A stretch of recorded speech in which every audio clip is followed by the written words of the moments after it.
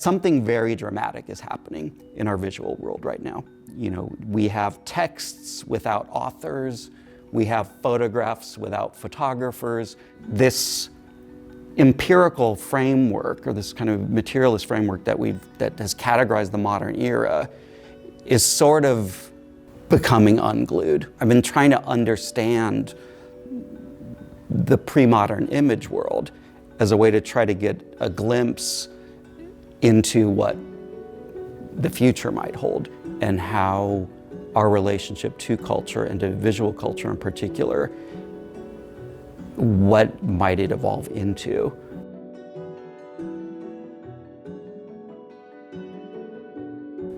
Hi, my name is Trevor Paglen and I'm an artist.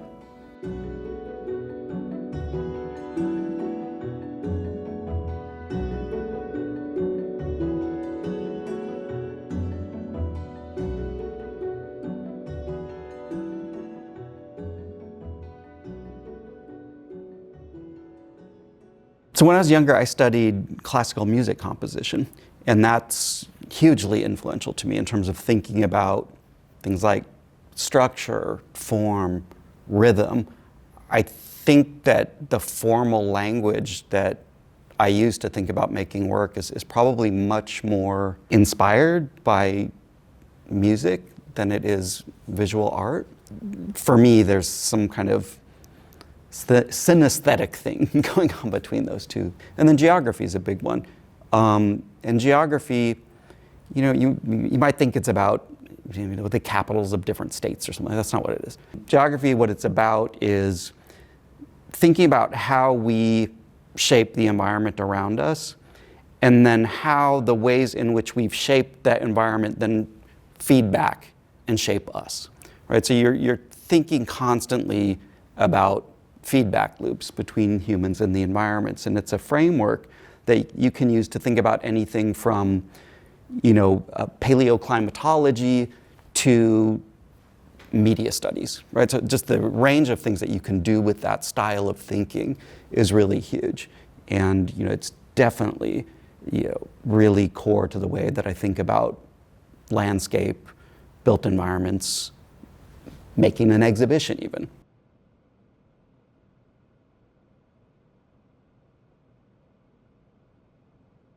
Someone who's always been a go-to for me is the work of Hans Haacke, and thinking about that kind of post-minimal moment. His range is incredible. I mean, he's thinking about systems and cybernetics and thinking about landscape in a very interesting way, and then moving that over to looking at art institutions, that sort of thing, the beginnings of a kind of institutional critique in that work.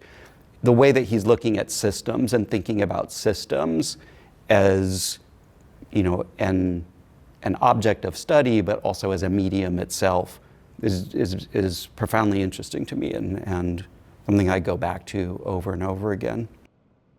Another artist I spend a lot of time thinking about is like Albrecht Dürer. That work comes out of just a fascinating moment in history, in this shift from a kind of pre-modern, very allegorical kind of world to a modern, kind of more empirical world. And you see all that tension in the work. It's work that in a lot of ways is about images and about metaphor and about allegory and the limits of them.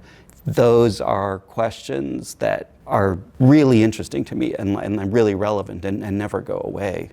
A third artist that's been really influential to me, and this is going to sound weird, is a punk metal band from Oakland, California, where I'm from, called Neurosis.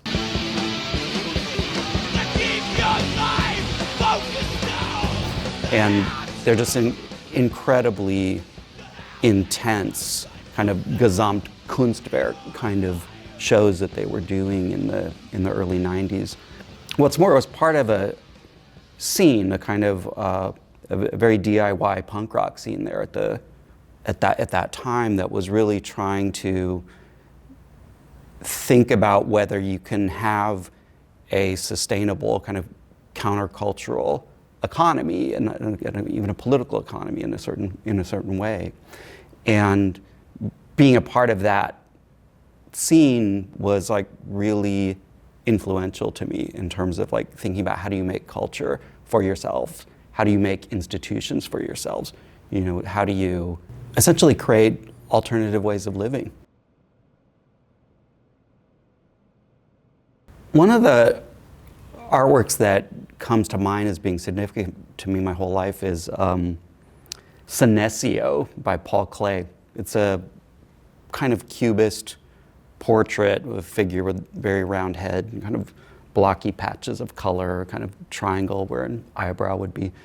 And it's a work that I saw as a kid and kind of blew my mind. Like just something very affective about it, it's like a neural explosion or something like that. I'm thinking a lot about how we make meanings out of shapes and patterns. I think about that portrait as being in a genre of images like, you know, the face on Mars. You know, like what is it about our perceptual apparatus that wants to ascribe meaning to different patterns of shapes? And you know, the phenomenon, it's called pareidolia, like when you see, you know, faces and rocks and that sort of thing. But I think it's very relevant now because I'm wondering how much of that kind of quasi-hallucination, in a way, is characteristic of more and more of our visual culture, right? In other words, is the text that comes out of ChatGPT like the Klee portrait, where it's creating a pattern that we're attributing meaning to, but there's no intention behind it. So I've been thinking a lot about the world of images and the world of culture that we found ourselves getting deeper and deeper into, for better or worse, and looking for clues from the past to think about that.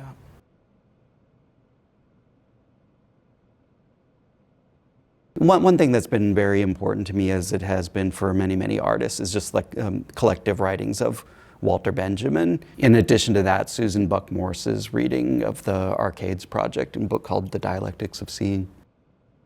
Another book that was really important to me was Rosalind Deutsch's book called Evictions. And it was a book that was using geography theory to talk about art, and public art in particular. And so it was really interesting because it was bringing a very different theoretical armature to thinking about artwork. And I went on to study geography, largely inspired by that book and the way of thinking that she kind of articulated in it. Another one that's a weird one that I've gone back to over and over again is called the Nag Hammadi Library, which is a collection of early Christian and Gnostic writing that was discovered in 1945. And it has a lot of what they call apocrypha. So like religious writing around the time of the Bible, but writing that was not included in the Bible. And there's this really strange cosmology in it where the early Gnostic thinkers are making a distinction between the Old Testament and the New Testament, and they describe them as having very different gods. And in the Gnostic writing, the Yahweh's the name that they have for Yahweh is Yaldabaoth, who's the demiurge, the person who, the god that creates the material world. And for them, Yaldabaoth was very closely associated with the Egyptian god Set, the god of chaos. They reinterpret the Adam and Eve story as like the serpent being the savior that brings knowledge to the humans and frees them from this prison that the demiurge has created for them, right? So there's a higher god that is actually the one you want to be worshiping, not Yahweh. And one of the reasons I've been fascinated about this is that something very dramatic is happening in our visual world right now. We have texts without authors. We have photographs without photographers. I've been trying to understand the pre-modern image world as a way to try to get a glimpse into what the future might hold, and how our relationship to culture and to visual culture in particular, what might it evolve into? Bruce Nauman retrospective at MoMA in 1995 made a big impression on me, because I think at that point I hadn't seen an artist with that kind of range, with the diversity of experiences that I had going from one work to the next in that. It was really exciting to me when I was younger. For me, it opened up the possibilities of working in a much greater range of media, playing with affects in different kinds of ways. The work takes you through a huge range of different feelings and works on many different registers. And at that time, that was really kind of mind-blowing for me to see.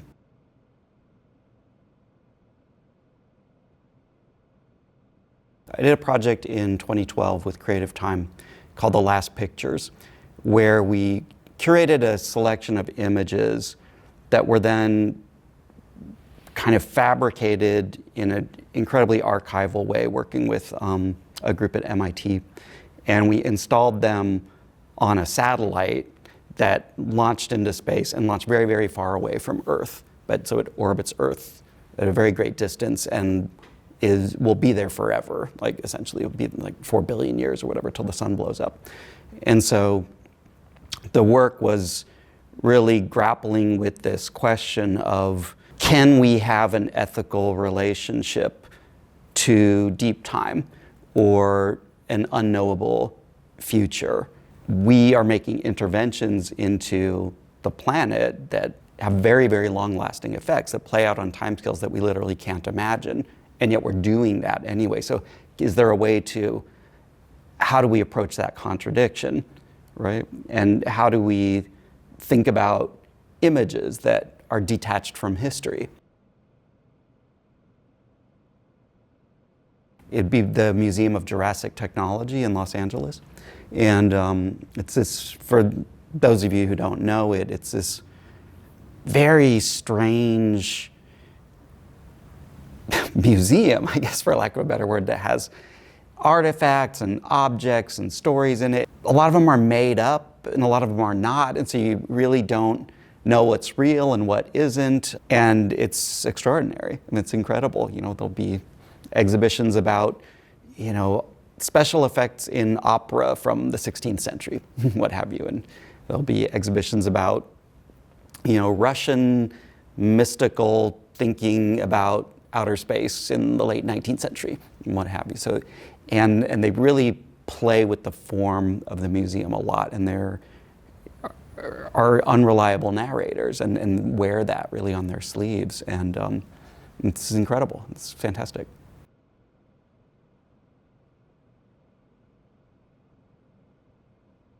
My work tends to be highly collaborative, so I have there's lots and lots of people that I've worked with over the years. I've worked with German anarchist hacker collectives. I've worked with aerospace engineers. A good friend of mine is an aerospace engineer and a poet named Zia Budiat. We worked on several space-based art projects together. I worked with the filmmaker Laura Poitras, AI researcher Kate Crawford.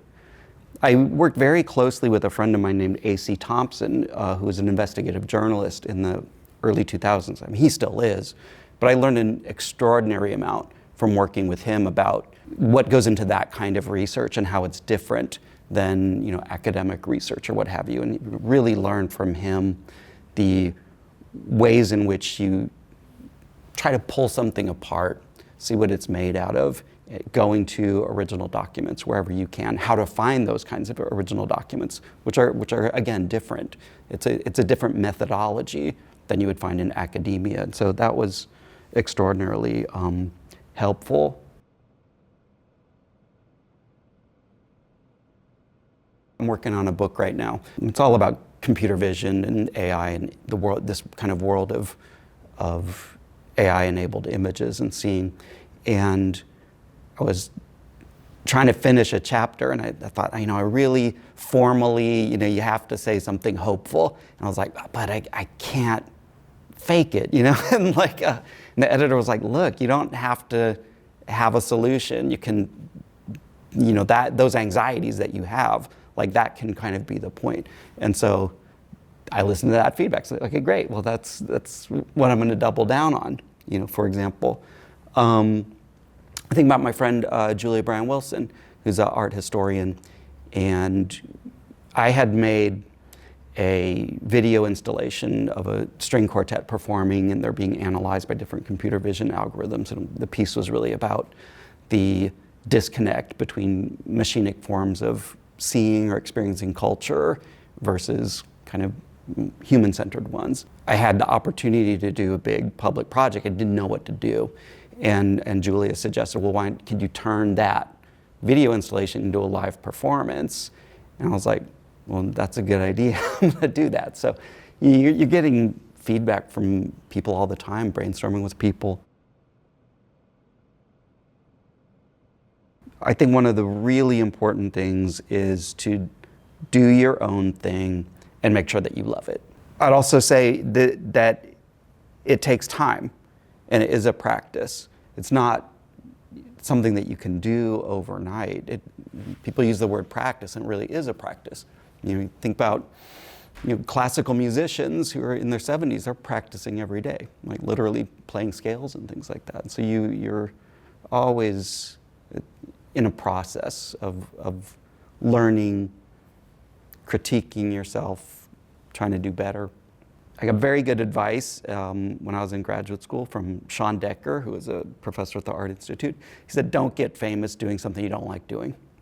You know, that's really important. Rebecca Solnit gave me very good advice as well. She said, live below your means, because it is such a precarious kind of life that you want to build yourself a little, runway or a little buffer zone to try to insulate yourself from the vagaries of the different institutions that you'll be a part of.